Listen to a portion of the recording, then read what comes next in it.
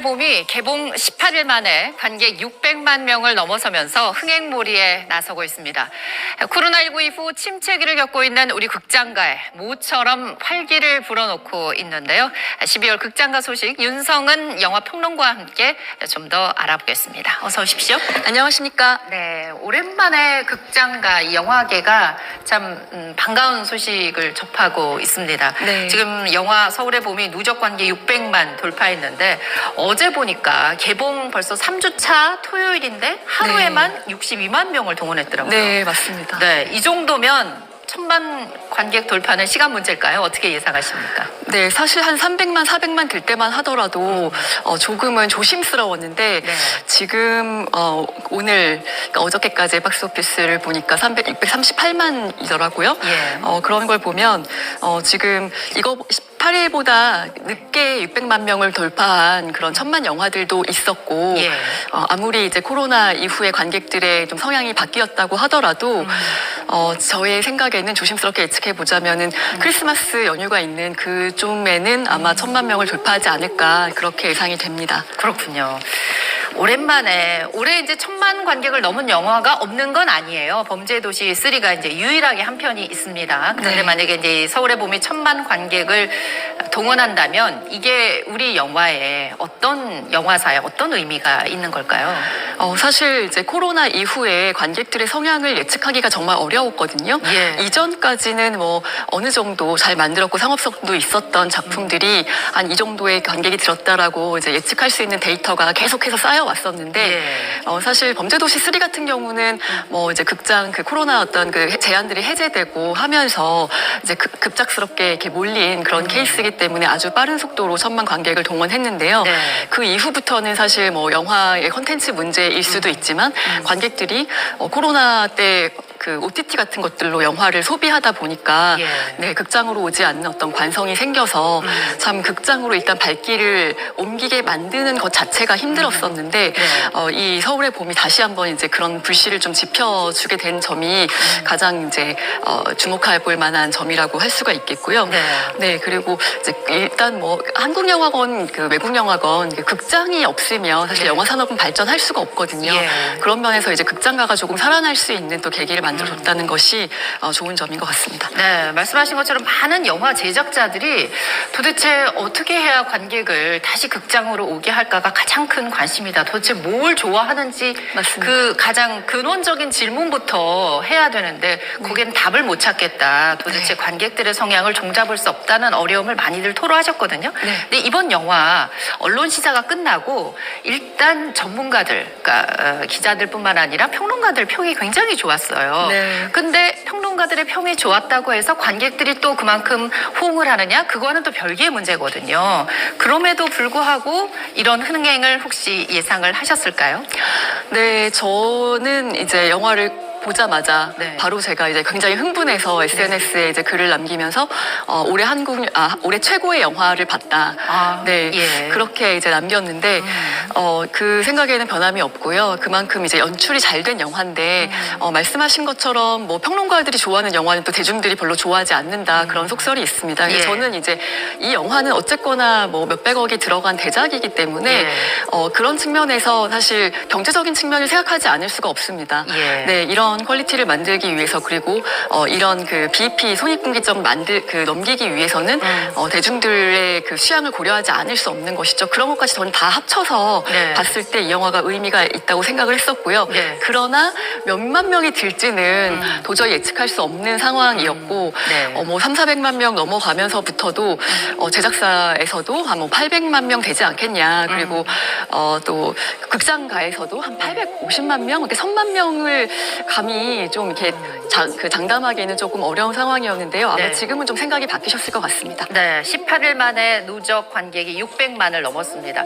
그렇다면 이렇게 서울의 봄이 이제 600만을 넘어서 1000만 돌파를 기대할 정도로 흥행한 비결, 이걸 좀 하나하나 따져봐야 될 것 같아요. 네, 앞서 조금 말씀드렸다시피 이 영화는 정말 연출이 뛰어난 작품인데요. 예.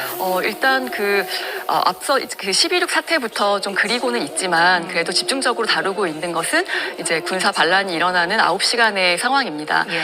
정말 시간별로 세세하게 어떤 일들이 일어났는지 네. 사실상 거의 선과 악의 대립으로 그렇게 이야기를 끌어가는데 네. 이야기가 단순하면서도 네. 또 어떤 영웅 서사의 그 줄기를 좀 따르고 있고 장르적인 예. 그런 재미를 따르고 있고 그리고 이 영화는 일단 한국의 어떤 현대사를 바탕으로 한 작품이다 보니까 예. 지금까지 몰랐던 사실들이 이제 드러나면서 마치 이제 관객들은 내가 왜 이런 일들을 몰랐지? 뭐 MZ 세대는 물론이고 예. 나이가 많으신 분들도 의외로 모르시는 분들이 많더라고요. 그냥 그렇죠. 결론만 알고 있지 어떤 사건들이 일어났는지.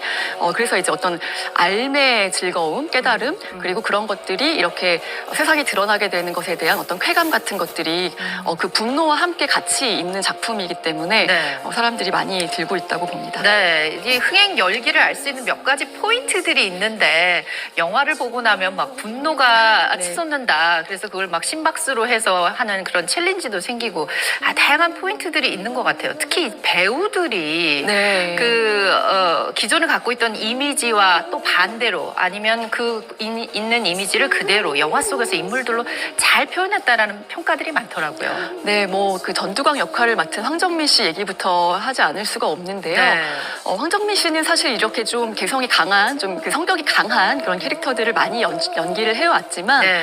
여기서는 일단은 실존 인물이기 때문에 사람들이 많이 기억하고 있단 말이죠. 그 네. 실존 인물을. 네. 그 실존 인물의 어떤 말투라든가 뭐 행동이라든가 이런 것 하나하나를 다 놓치지 않고 표현하려고 노력을 하셨지만 네. 또 그런 카피하는 부분뿐만이 아니라 본인이 정말 아티스트로서 여기에 내가 어떻게 좀 더 이 인물을 이 영화 안에서 성격을 드러낼 것인가 하는 부분을 또 많이 연구하신 것 같아요. 예. 그런 것들이 정말 또 이 인물에 대해서 더 분노하게 만드는 포인트가 됐고요. 네. 정우성 씨 같은 경우에는 또 워낙에 그 평소에 어떤 좋은 일들도 많이 하시고 선행이라든가 이런 것들도 많이 하는 그런 배우로 네. 알려져 있는데 이 역할과 너무 잘 맞아떨어진 거죠. 그 예. 평소의 이미지 이런 것들이 그런 부분에서 또 연기를 굉장히 호평을 받고 있습니다. 네.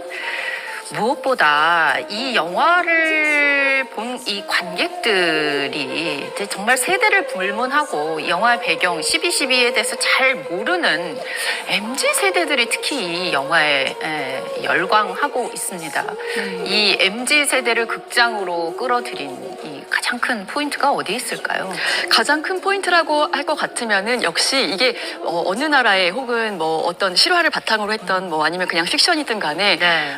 정말 긴박감 있게 그 9시간의 상황을 네. 밀고 당기면서 끌어내는 그런 연출력이라고 할 수가 있겠는데요. 네. 저는 이제 MZ 세대들이 이거 모르는 일인데 어떻게 경험하지 않은 건데 왜 관심이 있을까라고 묻는다면 오히려 네. 그 생소함이 비결이 아닐까. 왜냐하면 MZ 세대들은 어릴 때부터 그냥 스마트폰으로 모든 정보를 바로바로 검색해서 습득하는 그런 세대이기 때문에 네. 남들이 알고 있는 정보에 대해서 모르는 것이 있다면 굉장히 불안해 하거든요. 나도 빨리 그것들을 습득해야겠다라는 생각을 많이 하게 마련이고 예. 그것이 이제 이 세대들이 이 영화가 입소문을 타면서 빨리 이 영화를 봐야겠다라는 어떤 조급함 같은 것들을 이끌어낸 요인이라고 보고 있습니다. 네.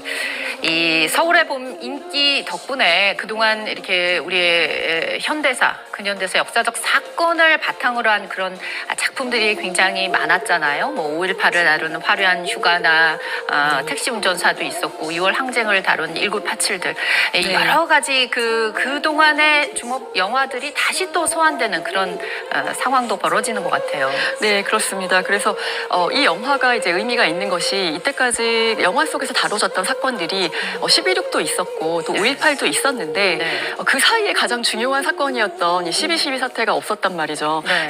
마치 징검다리를 놓듯이 그 사이에 영화로서 이제 다리를 놓아준 것 같은 네. 그런 모양새가 됐는데요. 네. 말씀하신 것처럼 뭐 그때 그 사람들부터 시작해서 뭐 드라마로 할 것 같으면 제5공화국도 지금 굉장히 많이 회자가 되고 있고요. 예. 네, 그리고 이제 뭐 화려한 휴가나 택시 운전사 또 1987까지 네. 그렇게 지금 이 사건이 어떤 시점에 일어났는지를 또 사람들이 계보로 만들어서 예. 그렇게 마치 영화로 역사 공부를 하는 것처럼 그런 모습들이 이제 등장하고 있습니다. 그렇군요. 워낙 많은 관객들이 사랑을 해주시니까 배우들이 오히려 무대 인사에 다니면서 사과를 하는 그런 지금 풍경이 벌어지고 있다는 얘기가 오늘 보도로 나오고 있습니다. 관객들의 분노 게이지를 너무 높였다면서 그 부분에 대해서 사과한다는 이런 우스갯소리도 있던데 서울의 봄뿐만 아니라 비슷한 시기에 개봉한 다른 영화들